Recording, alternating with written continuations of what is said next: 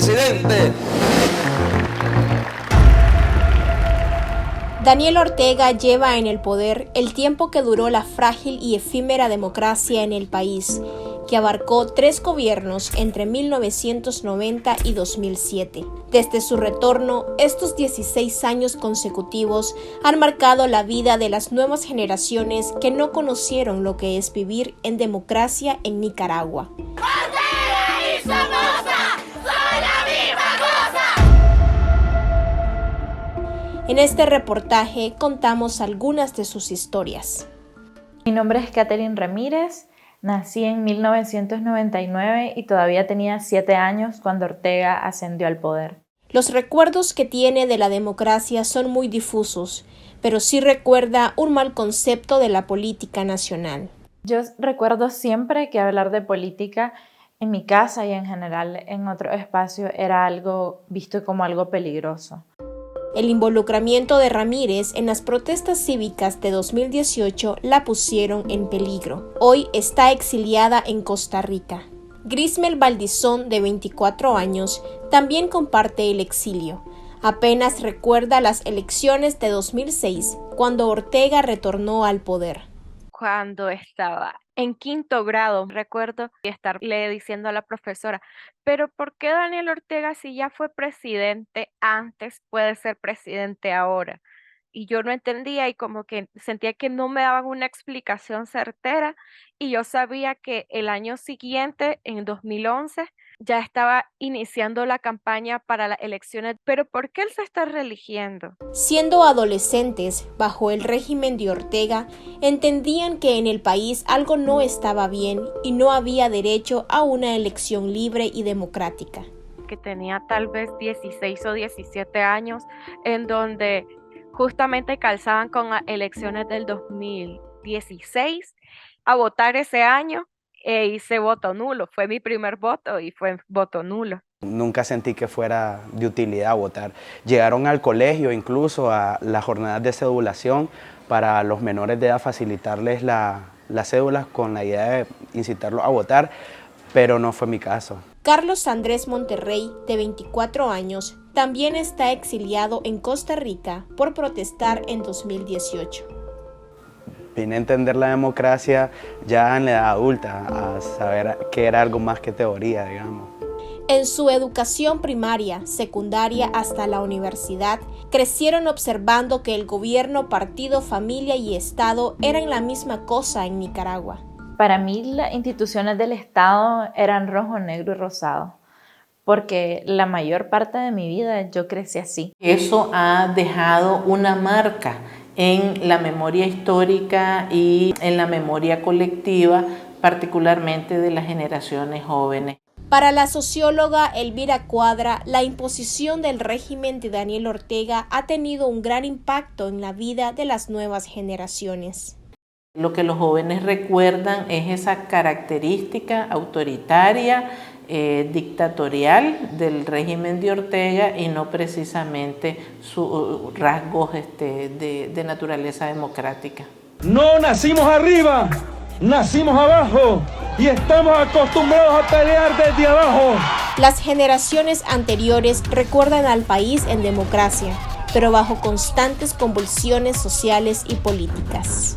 Habían azonadas, había como 2 grupos de personas, unos queriendo construir una institucionalidad naciente y otros básicamente tomándose las calles y impidiendo la gobernabilidad. Cuando ya no queda otra opción, pues lo menos que podemos hacer es buscar la forma de bajar incluso a balazos a los que están mal gobernados.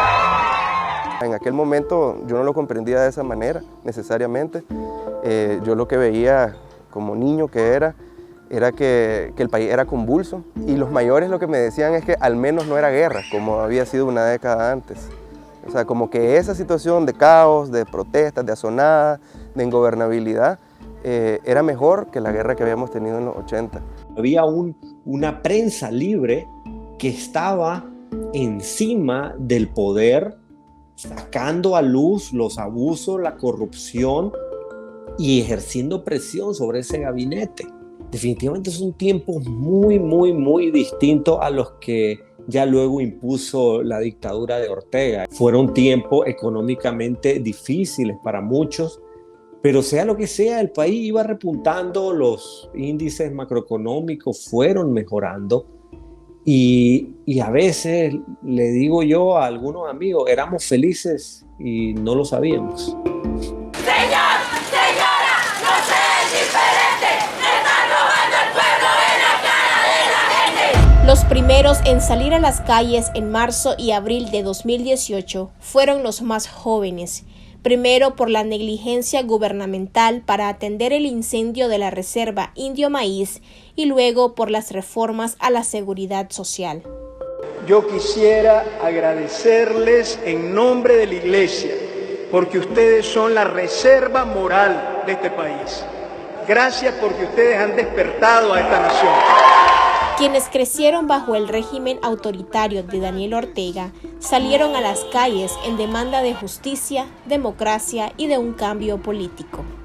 Fue como el nunca antes haber visto nosotros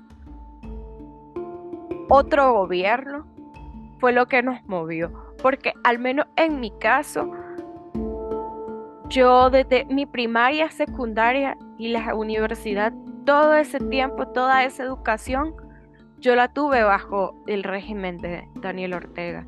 Fue una cuestión de solidaridad, de protestar por una injusticia que estaba sucediendo enfrente de sus ojos. A pesar de que la dictadura de Ortega no empezó en el 2018, los espacios de libertad fueron cerrándose gradualmente.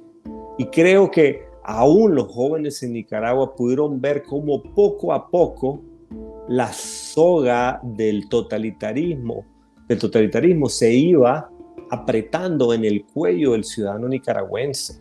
A 5 años del estallido social, la dictadura cerró por completo el espacio cívico y suspendió los derechos políticos y civiles de cualquier ciudadano crítico. La escalada represiva ha alcanzado a universidades ahora confiscadas y con ellas el futuro de las nuevas generaciones en el país. Los jóvenes que protestaron en abril lamentan que el presente y futuro en Nicaragua sean totalmente desalentadores. Y quienes logran tener un poco de oportunidades, lamentablemente en este momento, es gracias a los nexos que tienen con el partido de gobierno, porque han centralizado no solamente el poder de las instituciones del Estado, sino que también han creado nuevas castas, nuevos empresarios vinculados también a ellos mismos e incluso organizaciones sociales que de alguna forma sirven, ¿no?, como para tapar o justificar el hecho que hay un cierre real del espacio cívico de las organizaciones independientes. Ante la imposición y prolongación de la dictadura, también se debate cómo mantener viva la conciencia de un país y cómo cultivarla entre las nuevas generaciones sometidas a un sistema de adoctrinamiento político. Medios de comunicación evidentemente tienen un papel clave que jugar. De hecho, los medios de comunicación son uno de los actores más importantes cuando se trata de la promoción de derechos y de una opinión pública crítica. La otra cosa que está de por medio es que a pesar del adoctrinamiento que quiere empujar el régimen de los Ortega Murillo, pues también del otro lado lo que hay es una ciudadanía con un nivel de descontento tan alto, tan profundo, tan extendido, que el adoctrinamiento entonces realmente, por lo menos en este periodo, no cala en el sentimiento, en la forma de pensar de la gente. También hay un entorno bastante peligroso como para confrontar directamente este tipo de prácticas en las escuelas, porque no van a cambiar mientras haya dictadura, pero creo que es importante el trabajo de formación que pueden hacer las familias en temas de ciudadanía, para que desde las generaciones más pequeñas, desde quienes iniciaron su preescolar, no pintando un árbol, sino pintando a Sandino, puedan saber qué es la ciudadanía y que puedan saber que lo que enseñan en las escuelas no es algo que está correcto, sino que es partidarización. Y también creo que el trabajo de la sociedad civil es fundamental, y que no se trata solamente de decir que en Nicaragua hay dictadura, sino de poder abordar temas como estos que también son una realidad de todos los días.